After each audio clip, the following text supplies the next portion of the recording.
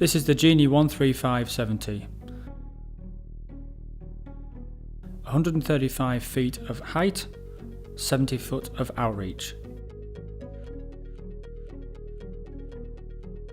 Those who intend to use any machine with characteristics of weight, height, width, length or complexity which differ significantly to the training they have received should ensure that they receive a familiarisation to cover the differences. It is the employer's responsibility to ensure that all operators using equipment are adequately trained and familiarised to comply with current health and safety legislation. Machine-specific familiarisation should follow on from basic training and cover the manufacturer's instructions and warnings, features of the specific model, control functions, safety devices and emergency lowering procedures. All of the above are to be found in the operator's manual supplied with the machine.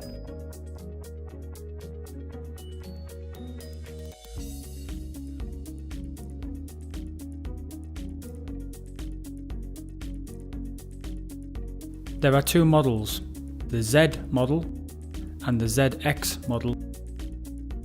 The maximum working height is 135 feet or 42.9 meters. The maximum horizontal reach is 21.3 meters or 70 foot. Square end tyre, ground controls, secondary boom, primary boom, jib boom, platform, platform controls, sliding midrail, manual storage container, lanyard anchorage points, foot switch. The weight of the machine can differ. Ensure that you locate this on the serial plate on the chassis of your machine. Decals are located around the machine. Familiarise yourself with the different decals, ensuring that you understand items such as safe working load, wind speeds, floor loadings, crushing points. The maximum platform capacity is 272 kilograms. The maximum occupants in the platform is 2. The maximum allowable manual force on the platform is 400 newtons. The maximum wind speed of the machine is 12.5 meters per second, which is 28 miles per hour. Do not raise the boom when wind speeds may exceed this rating.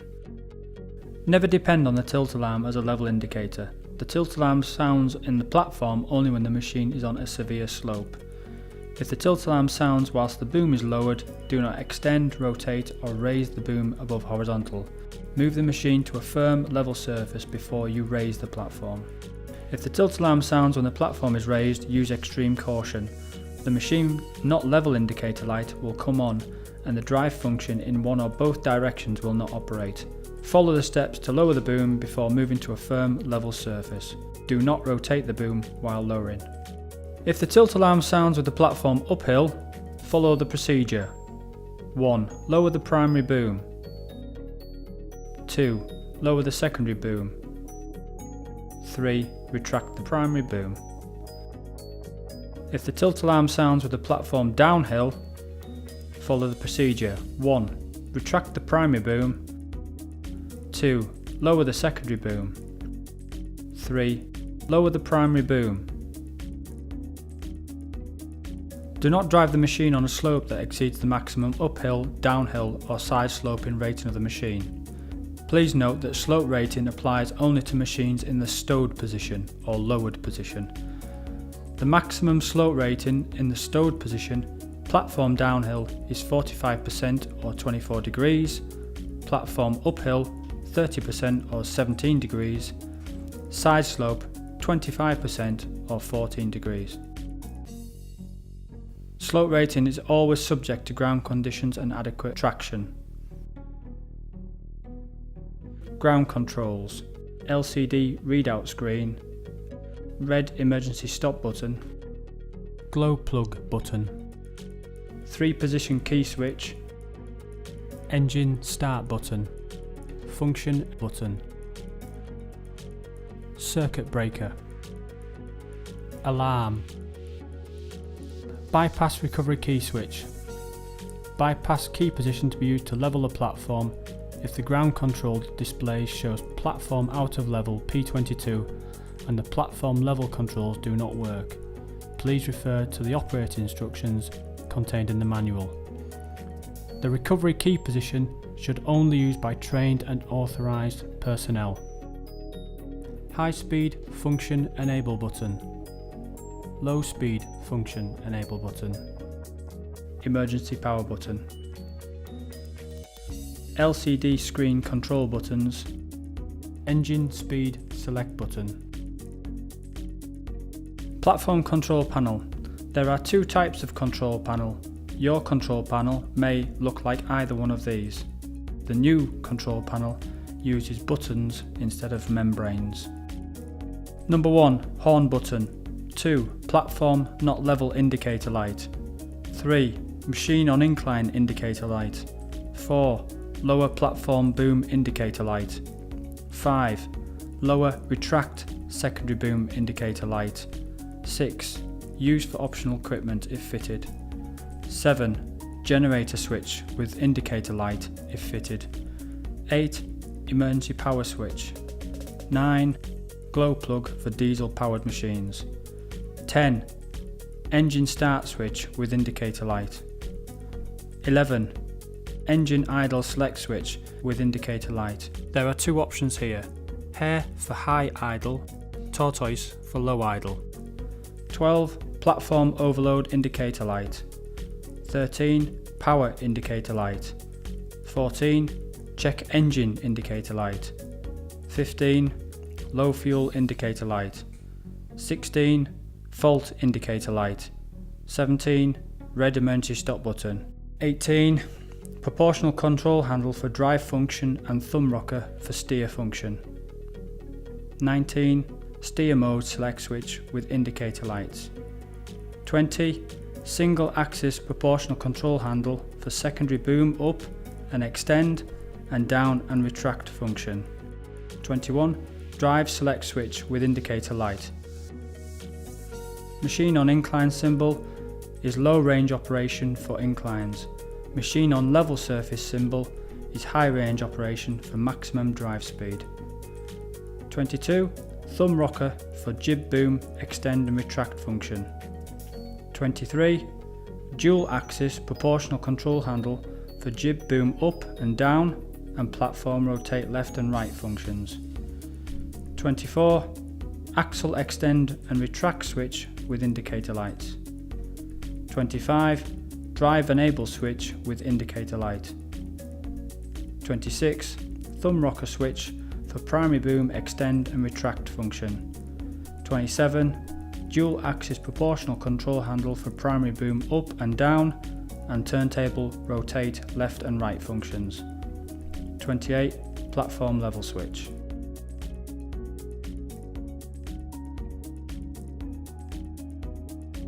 Be sure that the operator's safety and responsibilities manuals are complete, legible and in the storage container locked in the platform. Be sure that all decals are legible and in place. Check for hydraulic oil leaks and proper oil levels. Check for battery fluid leaks and proper fluid levels. Check for engine oil leaks and proper oil level. Check the following components or areas for damaged, improperly installed or missing parts and any unauthorised modifications. Electrical components, wiring and electrical cables, hydraulic hoses, fittings, cylinders and manifolds. Drive and turntable motors and drive hubs, wear pads, tyres and wheels, engines and related components, horn, rotation sensors, steer and axle sensors, alarms and beacons, nuts, bolts and other fasteners, platform entry mid-rail, lanyard anchorage points. Ensure that you are wearing your PPE or personal protective equipment. Always check the entire machine for any cracks in welds or structural components, dents or damage to the machine, or any excessive rust, corrosion or oxidization. Be sure that all structural and other critical components are present and all associated fasteners and pins are in place and properly tightened. After you've completed your pre-use inspection, be sure that all compartment covers are in place and fully locked. The Genie Z and ZX13570 have control systems that limit the operating envelope of the machine. Functions which are controlled are platform leveling, axle position, secondary boom limits, primary boom maximum angle, turntable rotate, and drive. The function tests are designed to discover any malfunctions before the machine is put into service. The operator must follow the step-by-step instructions to test all machine functions. If a malfunction is discovered, the machine must immediately be isolated, tagged, and removed from service. Do not attempt any repairs or adjustments to the machine, as they must only be carried out by qualified technicians. Select a test area that is firm, level, and free of obstructions.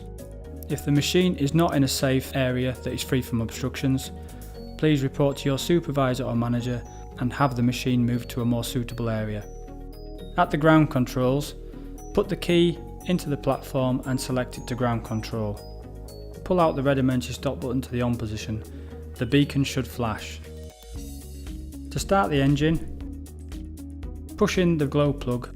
The glow plugs will turn on for 30 seconds. Start the engine. If the engine fails to start, the restart delay will disable the start switch for 3 seconds. To test the emergency stop, push in the red emergency stop button to the off position. The engine should now shut off and no function should operate. Pull out the red emergency stop button to the on position and restart the engine. To test the extending axles, please note this test should be carried out with the axles in the retracted position. At the ground controls, push and hold a function enable speed select button and push the primary boom up button. As the axles are not extended, the primary boom should not raise. On the LCD screen, the arrow next to the extending axle symbol will flash. Push and hold the function enable speed select button and press the primary boom extend button. The primary boom should not extend. On the LCD screen, the arrow next to the extend axle symbol will flash. The primary boom should not extend unless the axles are extended. Now push and hold the function enable speed select button and push the turntable rotate left and right button. The turntable should rotate 15 degrees then stop. The turntable should not rotate more than 15 degrees in either direction unless the axles are extended. Turn the key switch to platform control. Climb into the platform using the sliding mid-rail and ensure that the gate closes behind you. Ensure that you connect your carabiner onto the anchorage point located in the platform. Pull out the red emergency stop and start the engine using the toggle switch. Ensuring that the area around you is clear, move the drive control handle in a forward or reverse direction and hold the extend axle toggle switch. You may need somebody else to ensure that the area in front of you is clear. As the machine drives forward and backwards, the axles should extend. The indicator light will flash while the axles are moving and stay on when the axles are fully extended. Push in the e-stop, disconnect your carabiner and climb out the platform. Return to the ground controls, turn the key switch to ground control. Push and hold the function enable speed button and push the primary boom up button and then the primary boom down button. Now that the axles are extended, the primary boom should raise and lower normally. Again, hold the function enable speed select button and push the secondary boom, raise and extend button, and then the secondary boom lower and retract button. Because the axles are now extended, the secondary boom should raise and extend and retract and lower normally. Push and hold the function enable button and push the primary boom extend button and then the primary boom retract button. The primary boom should now extend and retract normally. Push and hold the function enable button and push the turntable rotate left and right button. The turntable should now rotate normally. To test the function enable button, do not press and hold the function enable button but attempt to select a boom or platform function. As you are not pressing the function enable button, no function should operate. Now using the function enable button, activate each boom and platform function button. All boom and platform functions should operate through a full cycle. Please note the descent alarm should sound whilst the boom is lowering.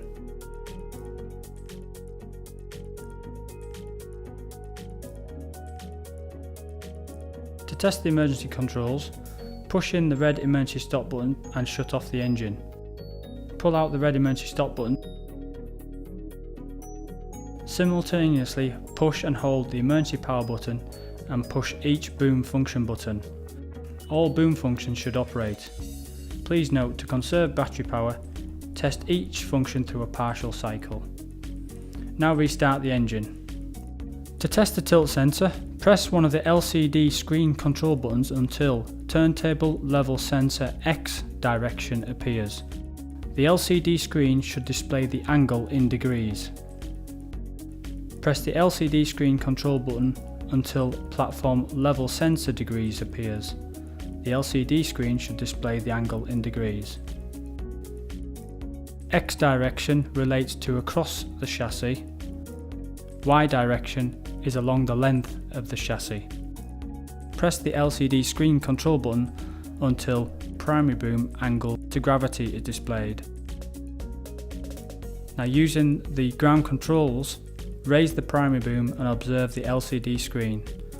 The primary boom should raise and the LCD screen should display the primary boom angles in degrees. Now lower the primary boom back into the stow position. Simultaneously press the two LCD screen buttons, the plus and minus, to activate status mode. Press the LCD screen control button until secondary boom angle is displayed. Now press and hold the secondary boom up and extend button. The secondary boom should now raise and the LCD screen should display the secondary boom angle in degrees. Press and hold the secondary boom down retract button. Please note the secondary boom should not lower until it has fully retracted.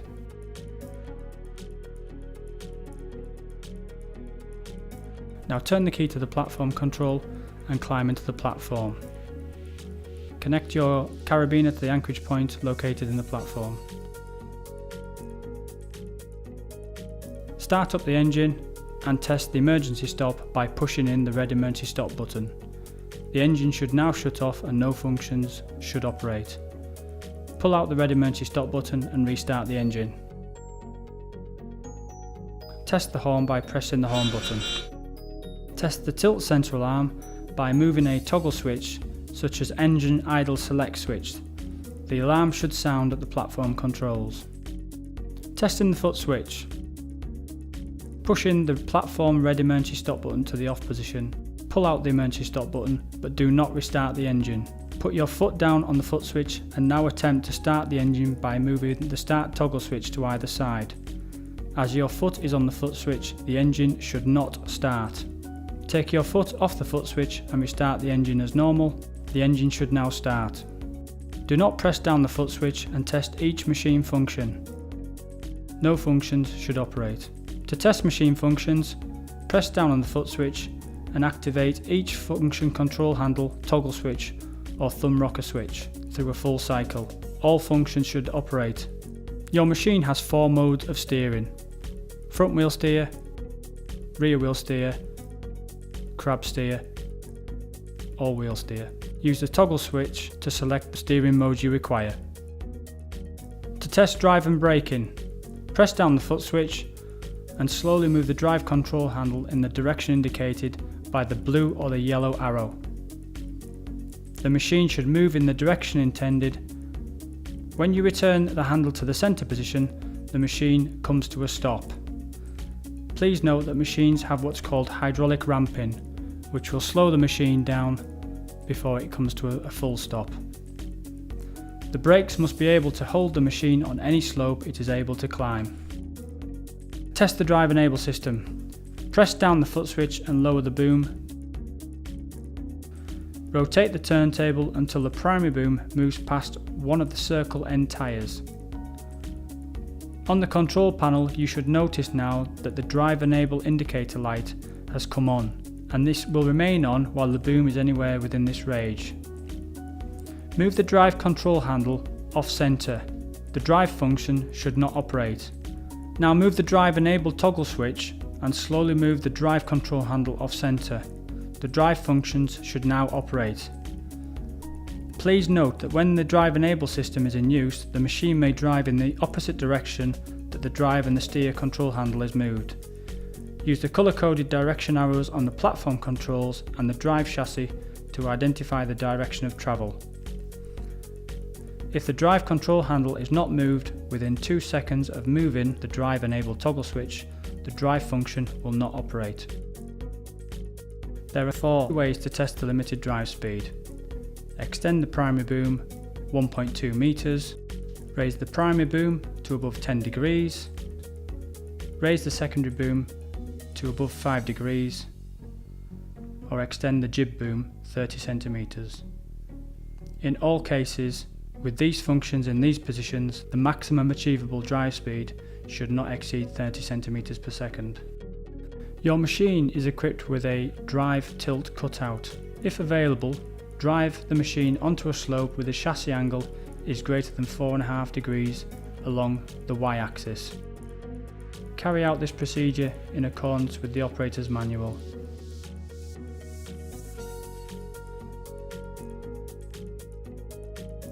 Testing the emergency controls. Stop the engine and pull out the red emergency stop button. Press down the foot switch and simultaneously move and hold the emergency power switch and activate each function control handle, toggle switch or thumb rocker switch. All boom and steer functions should operate, but please note to conserve battery power, test each function through a partial cycle. The operating envelope indicator lights will come on to notify the operator that a function has been interrupted or an action is required by the operator. Lower or retract the secondary boom indicator light flashing. You must now lower or retract the secondary boom until the indicator light is off. Lower primary boom indicator light flashing. You must lower the primary boom until the indicator light is off. Platform not level indicator light flashing. The tilt alarm will be sounding when this light is flashing. The platform level toggle switch will only work in a direction that will level the platform. Level the platform until the indicator light is off.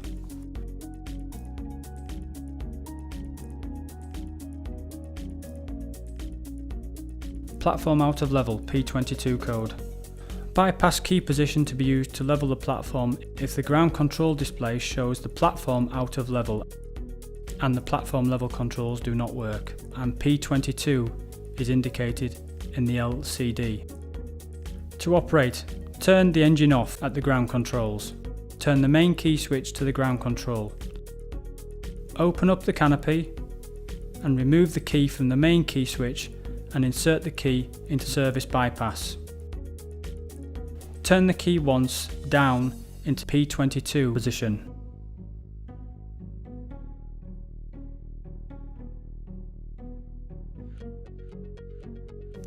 Now, using the emergency power, operate the platform level button to level the platform. Turn the service bypass key switch to the run position, remove the key from the service bypass and insert the key back into the main key switch. Push in and then pull out the red emergency stop button. If the P22 code is still visible, tag and remove the machine from service until the fault has been corrected by a qualified service technician. Platform overload indicator light. The light flashing indicates that the platform has been overloaded and no functions will operate. Remove the weight from the platform until the light goes off. Overload recovery. If the ground controls LCD screen displays overload recovery, the emergency lowering system has been used while the platform was overloaded. This must be reset by an approved and authorised engineer. To secure the machine, ensure that the machine is fully lowered, both emergency stops are fully in and the key is turned to the off position and removed to isolate the machine.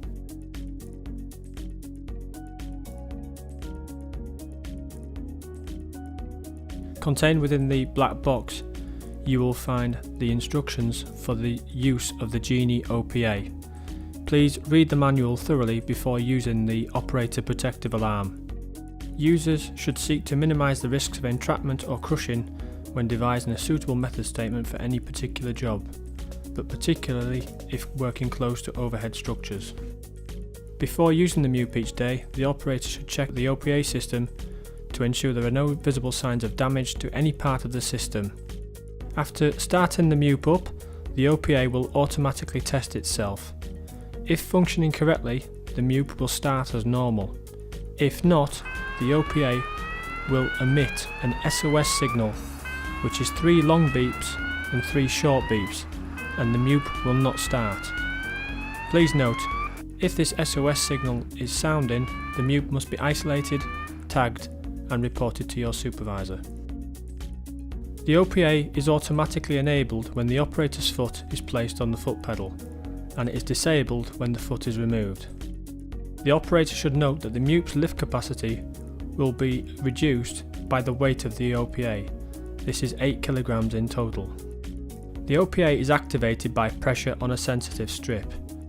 If pressure is applied to the sensitive strip, the MEWP functions will stop immediately and the alarm will sound intermittently.